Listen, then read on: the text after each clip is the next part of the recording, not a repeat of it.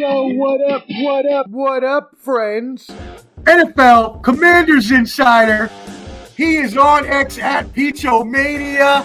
He is our friend of the show and my personal friend, Shane Peacher. Welcome in, my brother. How is it going today?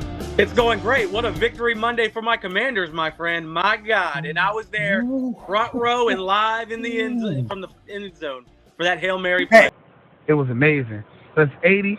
Then I'm going to go 10% to the football gods because, oh my gosh, how did the ball get tipped perfectly? Like, it didn't go to the left. It didn't go to the right. It tipped directly into Noah Brown's chest. Then I want to give 5% to, what is his name? Tyrique Stevenson. Yeah, shout out to Stevenson. 5% to him.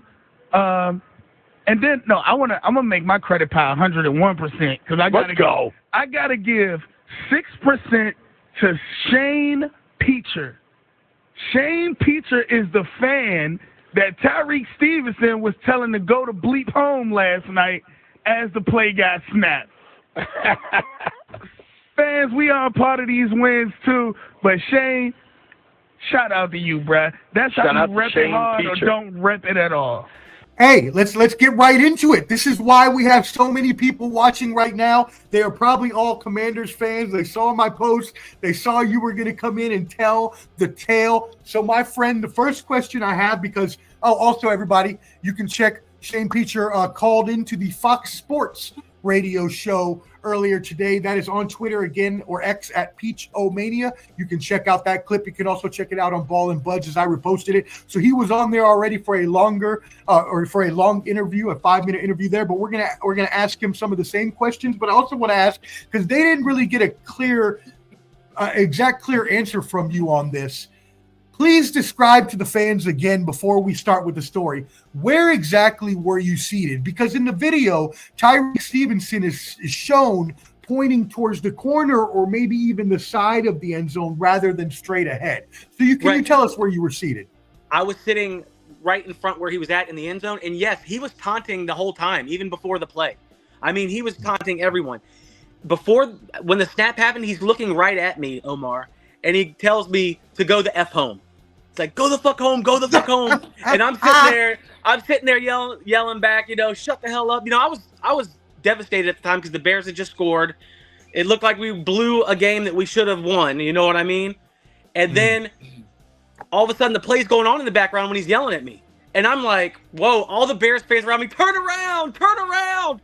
And that little bit of delay made him a second late getting there, and he tipped the ball right to Noah Brown for the game-winning touchdown. And then if you saw Eberflus's interview today, he said he was supposed to be boxing out Noah. So he wasn't even where he was supposed to be because of the taunting. And that's what I was going to follow up and ask you. Because obviously you are an NFL insider for a reason, because you are super knowledgeable at the sport of football, among many other sports, but definitely the sport of football. That him arguing with you getting it right. It's like we both watch our big wrestling fans.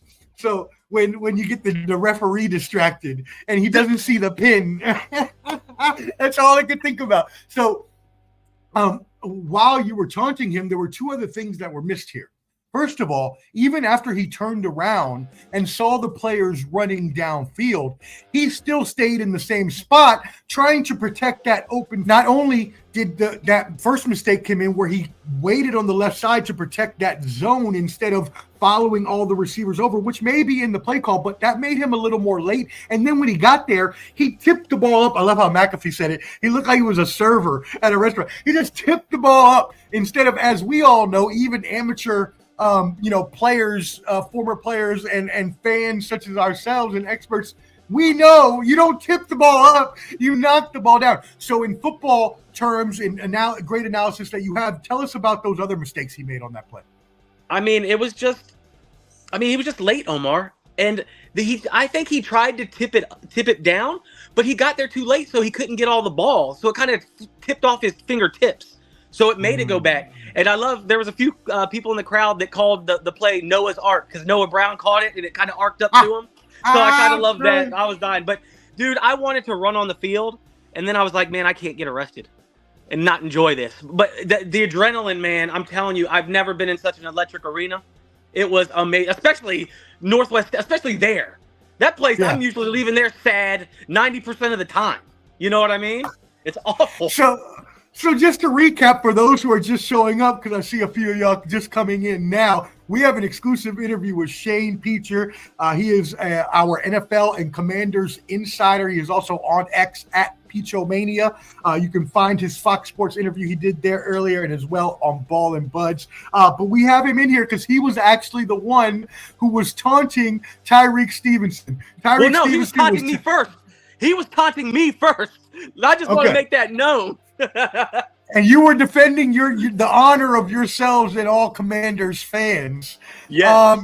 And you caught him up so bad that he completely bungled the play, messed up, and it led on to Hail Victory or Noah's Ark or whatever other clever names we can come up with to Hail Maryland. I heard that.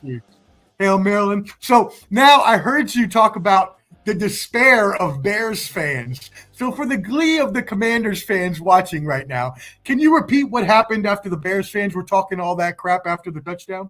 They just hands on, a lot of hands on head, a lot of straight to the seat. You know what I mean? It was done. I mean, there was a few guys I thought were going to puke. And I understand it, man. I would have been the same way, my friend. You know what I mean? And then another thing, I saw Stevenson's interview today. That motherfucker said he was cheering with the Bears fans. No, you're a liar. You were trying to taunt us. You thought you won, but you didn't. That's what happened. I mean, you could see clear as day in the video. There was no talking with the Bears fans because the motion that he was making were taunts. He was like,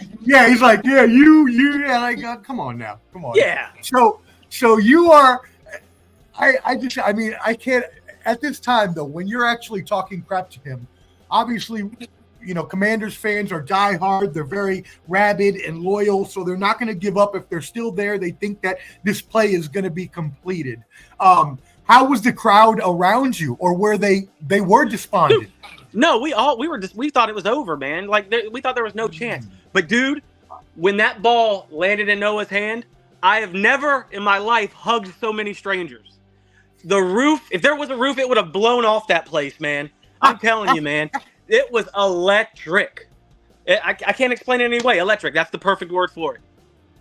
And so now, and again, we have so many Commanders fans watching now because that's what we promoted this as. So talk to your fans about what you see for the team going forward. Obviously, as I mentioned before you came on, y'all are 6-2 and number 2 in the NFC. What are your thoughts on the Commanders for the rest of the year? Bro, it just seems like a team of destiny. Everything is bouncing our way. And as the kids would say, I think Jaden is him. And I've been telling you that for weeks, man. And it's not just his athletic ability. He is so poised. He is so just like confident. Like he stands in there. Every time we need a play, he makes it. You hear about how he's there at 4 a.m. before everybody else. And he's got his workouts in. He's there an hour after everybody leaves. He's doing that virtual reality training.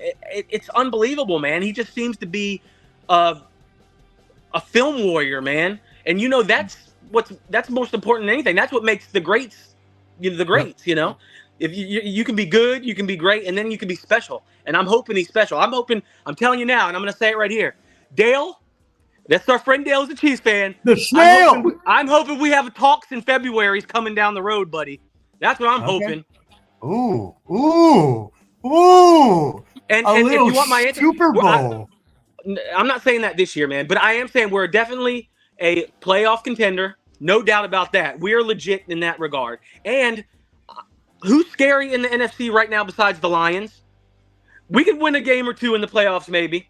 Get me to an NFC championship is where I think we could go. But I would love to just get there. I just want to get there. That's the goal right now.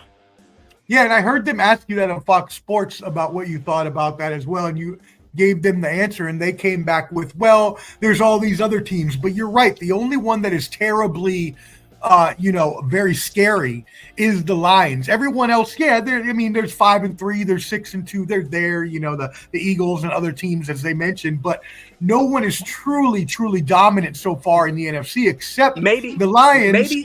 and maybe San Francisco if they get healthy, right? Right. They're always there. Because they've been unhealthy. Right. I've said that the whole season. Right. Okay. All right. Well, before we get you out of here, and look, we got a Cowboys fan, David Dubois, my brother. Support his mission. He has a. You can support his mission, but they're not very good. They're not very good. Not this year. Yeah, they're not.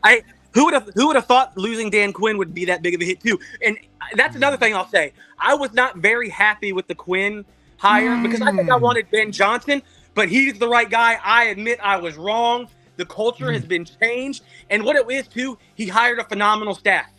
He went and got the best offensive guys, the best running backs coach, and that's what it is, man.